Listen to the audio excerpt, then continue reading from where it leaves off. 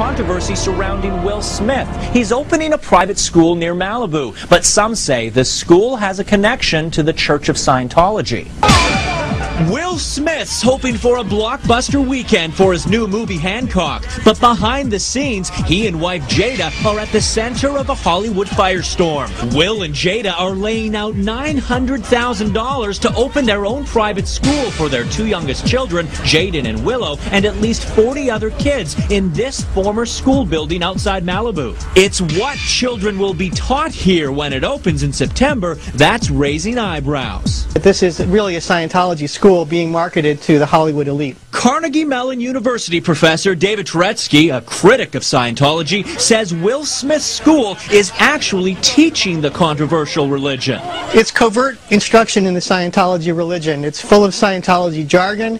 The school, known as the New Village Academy, admits using a teaching method called study technology, invented by Scientology founder L. Ron Hubbard. These school textbooks with titles like Basic Study Manual are based on the writings of L. Ron Hubbard. This is pure Scientology. It is the Scientology religion distilled down for children. Will Smith and Jada say they're not Scientologists, although Will and leading Scientologist Tom Cruise are close friends. Tom's adopted son, Connor, even plays a young Will Smith in an upcoming movie. The school acknowledges some teachers are Scientologists, but say they won't be teaching Scientology. The school principal told the LA Times, "We are a secular school. Staff do not promote their own religions at school or pass on the beliefs of their particular faith to children." What should Will Smith and Jada Pinkett Smith do?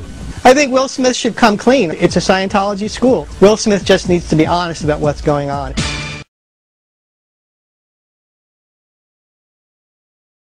So what's David Icke doing on TV? We have a lot of different producers. You just get tired of the real meat and potatoes, the real issues.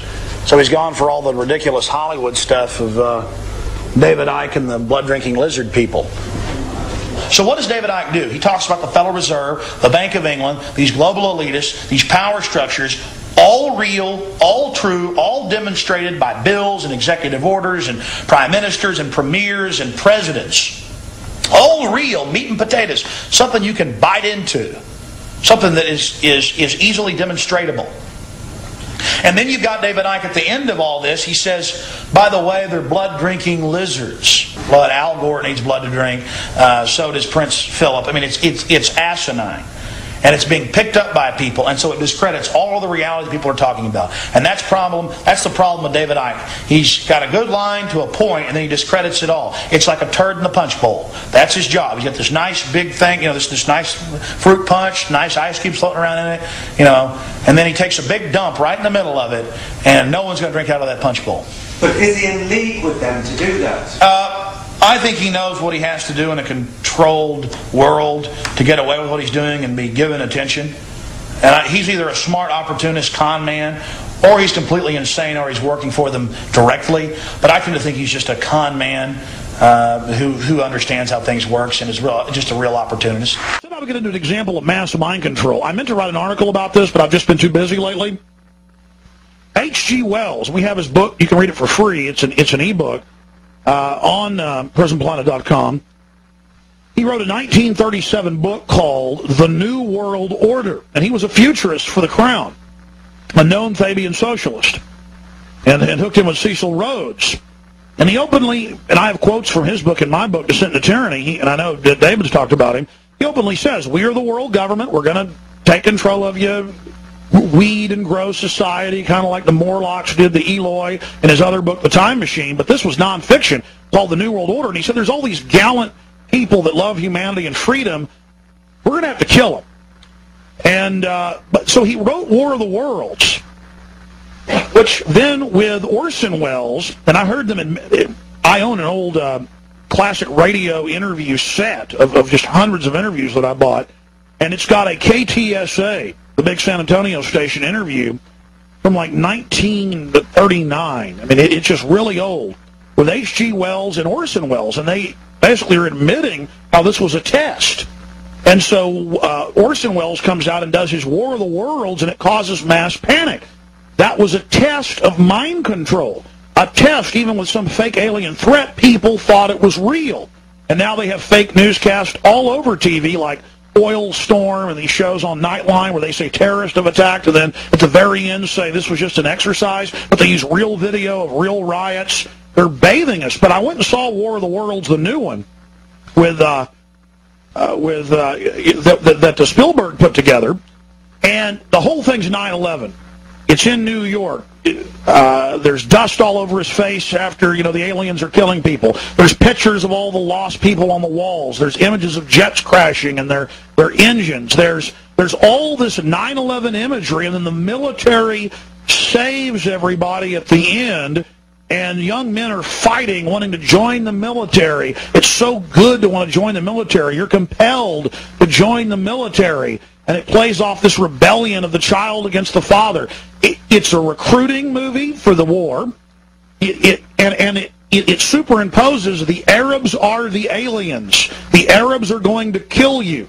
And just like Jerry Bruckheimer's coming out with a new 9/11 film, he produced the Private Lynch fable.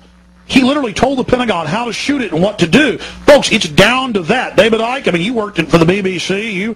You're aware of how TV works. Can you elaborate on this? Well, I saw War of the Worlds, and I read it the same. The thing is, as we saw with the Pearl Harbor movie coming out at an appropriate time, Hollywood right speaks before to us. 9/11. Yeah, Hollywood speaks to us because Hollywood is controlled overwhelmingly by the same force that we're talking about. Why?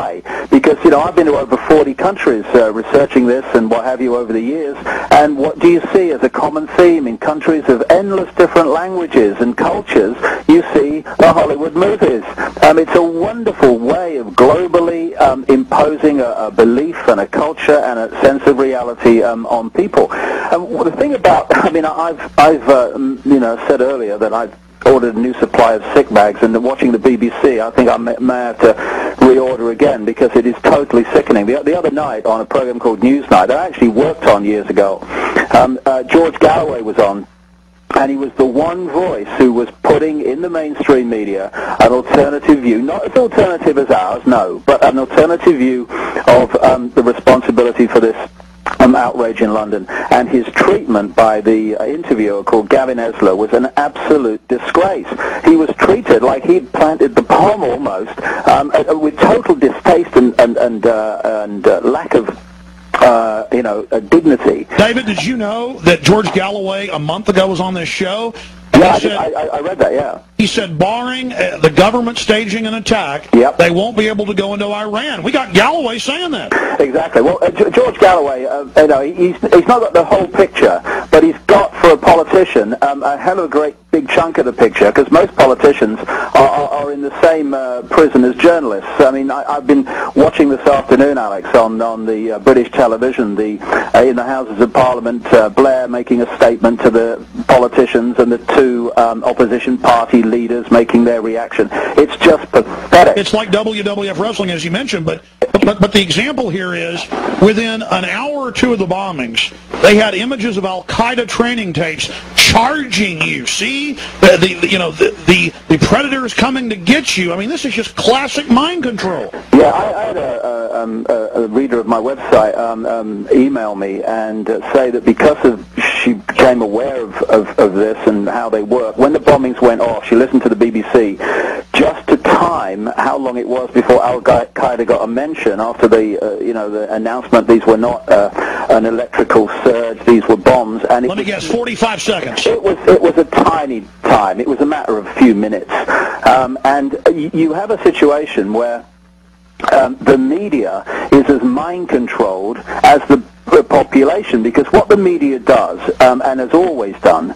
The government puts out a press release and everybody parrots it. Yeah, it takes as its point of reality, the point at which it reports the world, whatever the norm is in society. So a few centuries ago, the media would have ridiculed anyone who said the earth was round, because the norm was that it was flat. Now the norm is, because it's been created, that Al-Qaeda is the problem, and it's as simple as that, like we've been talking about earlier. So every time one of these events happens, the mainstream media, although at the top of the pyramid it is controlled and the output dictated. Lower down, these pyramids in the media. They're self-enforcing in their own boxes. They're self-enforcing, and they're what my friend of mine calls repeaters. They just repeat, and they call it news. What's happened, this is a significant point, because I'm very interested in the media and the way it works, having been in the media for a long time years ago. And what we, first of all, had, stage one, was the movement from substantial interviews and substantial news reports to what became known as sound bites. So you're bringing the level of debate down from substance to superficiality. To slogans. Now what we've got, and this is what you have in America, and this is what we've now got in Britain, is what passes for news is now overwhelmingly the newsreader